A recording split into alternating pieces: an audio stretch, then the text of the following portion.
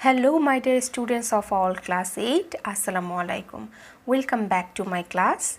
I am your arts and craft teacher Kohinoor Akhtar presenting my second class from chapter 3. Dear Bangla ভাষার students, তোমাদের মন খারাপ করার কোনো দরকার নেই, কারণ এখন থেকে তোমরা যদি আমার এই ক্লাসটা ফলো করো তাহলে তোমরাও তোমাদের পড়াটা এগিয়ে নিয়ে যেতে পারবে। যেহেতু তোমরা এবার জেএসসি ব্যাচ, তাই তোমাদের সবার কথা চিন্তা করেই এবার থেকে আমার ক্লাসগুলো আমি আসলে দুটো ভার্সনের জন্য উপযুক্ত করেই ক্লাস প্রেজেন্টেশনটা রেডি করছি।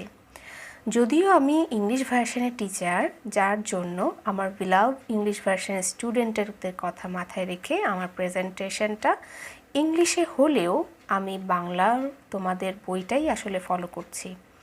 আর ইংলিশ ভার্সনে তোমরা যারা আমাকে শুনছো, তোমরা তোমাদের বইটা একদম ফলো করবে হুবহু, কারণ তোমাদের বইয়ের সাথে একদম মিল রেখেই কিন্তু তোমাদের জন্য আমি এই ক্লাসটা চালিয়ে নিয়ে যাচ্ছি। সো আমি মনে করছি তোমাদের দুটো ভার্সনই তোমাদের কোনো প্রবলেম এখানে হবে না। তো তোমরা যারা বাংলা ভার্সনের স্টুডেন্টরা আছো, তোমরা যারা আমার আগে ক্লাসটা মিস করে গেছো, তো তাদেরকে বলছি তোমরা চাইলে ওই ক্লাসটা দেখে নিতে পারো। আমি তোমাদের আমার ডিসক্রিপশন বক্সে আমার ক্লাসের লিঙ্কটা দিয়ে দিব। যদিও ওই ক্লাসটা ইংলিশে হলেও তোমরা যদি একটু মনোযোগ দিয়ে শোনো তাহলে তোমাদের জন্য খুব একটা কঠিন বা না বোঝার কোনো রকমের কোনো বিষয় ওখানে থাকবে না। So dear students, in our previous class we was discussed about some famous artists like as Jamini Roy, Pablo Picasso, Vincent van Gogh, Nandalal Bose, Abanindranath Tagore and Rabindranath Tagore. Artist Rabindranath ট্যাগোরের পর যিনি রয়েছেন lesson 5-এ, তিনি হচ্ছেন আমাদের প্রিয় শিল্পী শিল্পাচার্য জয়নুল আবেদিন। আসলে এখন তোমরা সবাই খুলবে পেজ নাম্বার 22। পেজ নাম্বার 22-তে আমরা পড়ব শিল্পাচার্য জয়নুল আবেদিন সম্পর্কে। আসলে এ দেশে শিল্পকলা চর্চার জন্য প্রথম যে প্রতিষ্ঠান, তার প্রধান প্রতিষ্ঠাতা এবং প্রথম অধ্যক্ষ ছিলেন শিল্পাচার্য জয়নুল আবেদিন। আমি যার কথা বলতে চাচ্ছি সেই বিষয়টা হচ্ছে প্রথম প্রতিষ্ঠান বলতে বর্তমানে চারুকলা অনুষদ, যার মাধ্যমে যার ইচ্ছায় প্রতিষ্ঠিত হয়েছিল তার নামই হচ্ছে এই শিল্পাচার্য জয়নুল আবেদিন।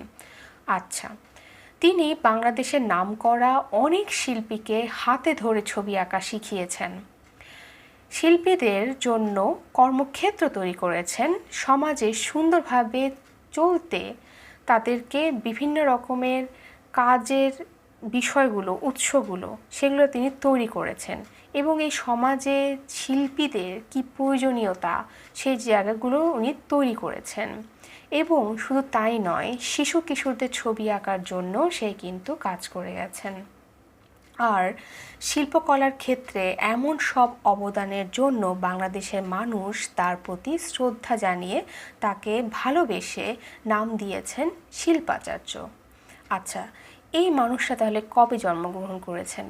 শিল্পাচার্য জয়নুল আবেদিন জন্মগ্রহণ করেছিলেন 1914 সালের 29শে ডিসেম্বর কিশোরগঞ্জ জেলায়। তার বাবার নাম কি ছিল?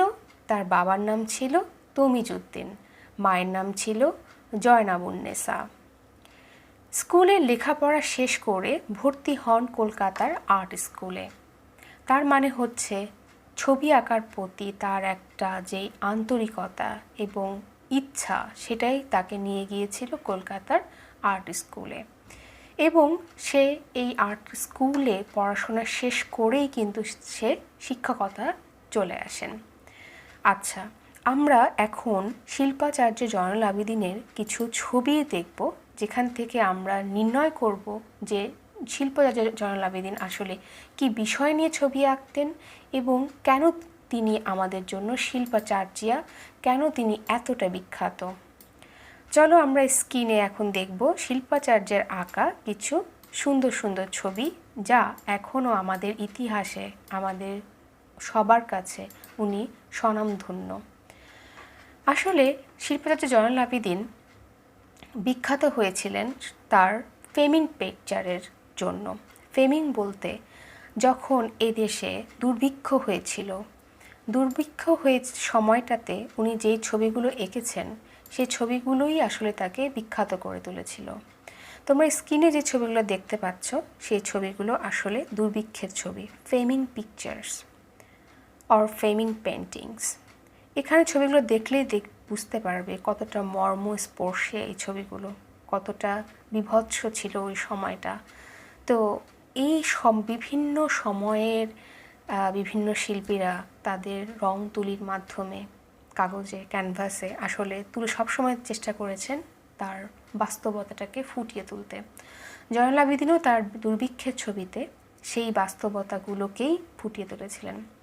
এখন বর্তমানে আমাদের যে ট্র্যাজেডি চলছে বাংলাদেশে, একটা মহামারী করোনা ভাইরাস, এখন যদি আমাদের শিল্পীরা কি করছে, তারা এই করোনা ভাইরাসকে নিয়ে কিন্তু তারা তাদের ক্যানভাসে বিভিন্ন এই বিষয়টা নিয়ে তারা কাজ করে যাচ্ছে।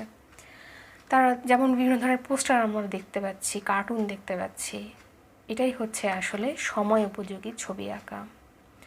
আচ্ছা, এখন আমরা যে ছবিটা দেখতে পাচ্ছি এর নাম হচ্ছে সংগ্রাম।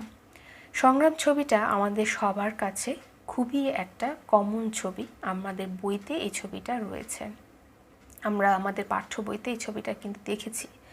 তো এরপর আমি তোমাদেরকে যেটা দেখাচ্ছি, আসলে শিল্পচর্চা জয়নুল আবেদিন বাংলার মাটিকে ভালোবাসতেন বাংলার মানুষকে।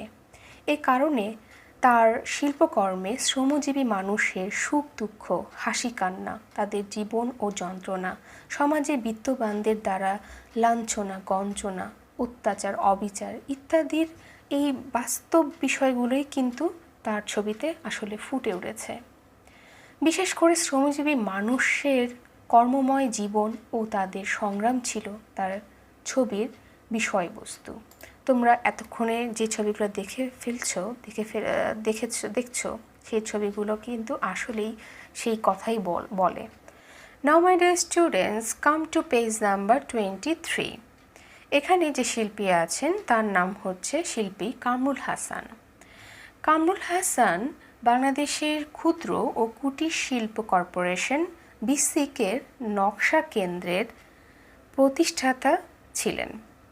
এছাড়াও তিনি তরুণ বয়সে ব্রতচারী আন্দোলনে ঝাঁপিয়ে পড়েছিলেন। 1939 থেকে 1948 সাল পর্যন্ত এই আন্দোলনে তিনি সক্রিয়ভাবে সংযুক্ত ছিলেন। ডিয়ার স্টুডেন্টস, শুধু ব্রতচারী আন্দোলনই নয়, এছাড়াও তিনি গড়ে তুলেছিলেন মুক্তি ফৌজ। এই মুক্তি ফৌজের দলনেতাও তিনি ছিলেন। চলো এবার আমরা সবাই দেখে আসি এই শিল্পীর আঁকা কিছু ছবি। তোমাদের বইতে যে ছবিটা রয়েছে সেই ছবিটার নাম হচ্ছে উকি। তোমরা এখানে স্ক্রিনে সেই উকি ছবিটারই একটি রঙিন দৃশ্য দেখতে পাচ্ছ। এরপরে যে ছবিটা রয়েছে তার নাম হচ্ছে তিন কন্যা। এই ছবিটার নাম হচ্ছে নায়র। আসলে এই শিল্পী তার মুক্তিযুদ্ধ সময়ে যে পোস্টারগুলো এঁকে গেছেন তার মধ্যে যেটা রয়েছে যে এই জানোয়ারকে হত্যা করতে হবে, এই ইয়াহিয়া খানের যেই মুখ, একটা ভয়ঙ্কর যে চিত্র, এই ছবিটা এঁকে উনি আসলে অনেক সুনাম অর্জন করেছিলেন। এছাড়াও ওই সময় মুক্তিযোদ্ধাদের অনুপ্রেরণা হিসেবে এই ছবিটা অনেক কাজে এসেছিল। এছাড়াও কামরুল হাসান বাংলাদেশের বর্তমান জাতীয় পতাকা এবং বাংলাদেশের রাষ্ট্রীয় প্রতীকের নকশা করেছিলেন। বাংলাদেশ সরকার তাকে 21 পদকে ভূষণ করেছিলেন।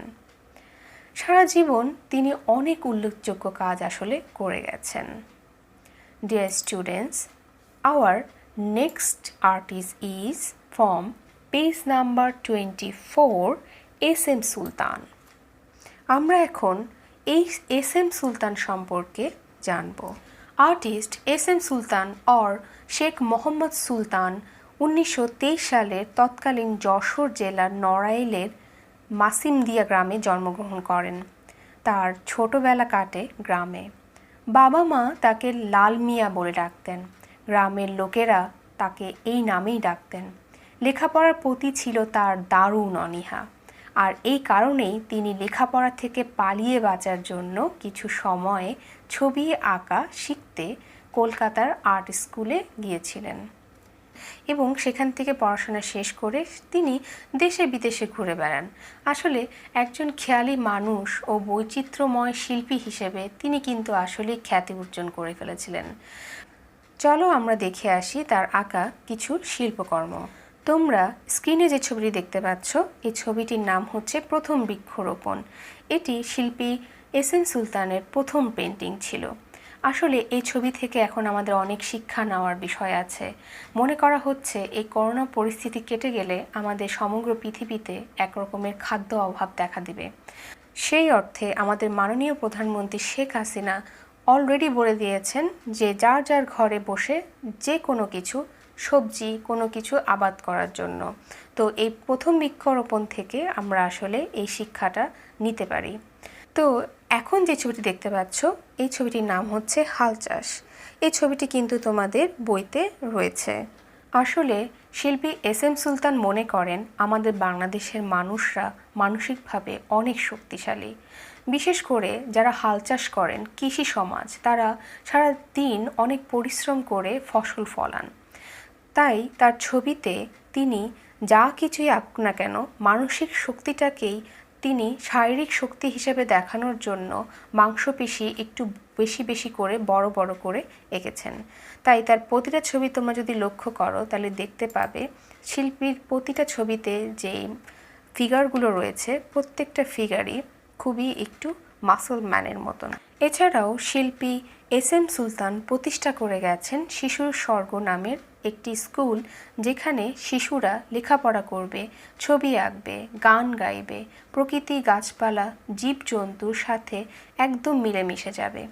সারা জীবন শিল্পের প্রতি নিবেদিত প্রাণ এই শিল্পী মৃত্যুবরণ করেন 1994 সালের 10ই অক্টোবর মাত্র 71 বছর বয়সে। Artist SM. সুলতান তার শিল্পকলার ক্ষেত্রে অবদানের জন্য বাংলাদেশ সরকার তাকে রেসিডেন্স আর্টিস্টের সম্মান প্রদান করেন। এছাড়াও তিনি স্বাধীনতা ও 21 পদক লাভ করেন। So my dear students, in page number 25 we can found some multiple choice question. Here question number 1 is which artist was born in 1887? Anybody can guess which will be correct answer? Yes, the answer is number C. So, number 2 question is when was the first exhibition of Rabindranath's drawing held? Okay, this question answer will be number D. Then next question, question number 3. When did Pablo Picasso die? Okay, this question answer, anybody can guess? It will be your game. Okay, you have to write this question answer in this video comment below. Okay, now go to question number 4. How many pictures of Vincent van Gogh were sold during his lifetime? Okay dear students, এখানে বাকি যে MCQ গুলো রয়েছে তোমরা নিজেরাই এগুলো আমি মনে করছি সলভ করে ফেলতে পারবে। আচ্ছা, now homework time. Go to page number 27. Here is found some short questions answer. So dear students, your homework is Bangla version এবং ইংলিশ ভার্সন, তা তোমাদের দুজনের জন্যই কিন্তু এই হোমওয়ার্কগুলো একই থাকবে। তোমাদের আজকের হোমওয়ার্ক হচ্ছে question answer writing and learning. Question number 4, 5 and 6 এই তিনটা কোশ্চেনের নিয়েই কিন্তু আজকে আমাদের ক্লাসটা ছিল। তাই আমি আশা করব তোমাদের এটা করতে খুব একটা কঠিন কিছু হবে না। So my dear students, it's enough for today. So everybody stay at home, wash your hand frequently and thank you for watching. Allah Hafiz, bye bye, Assalamu alaikum.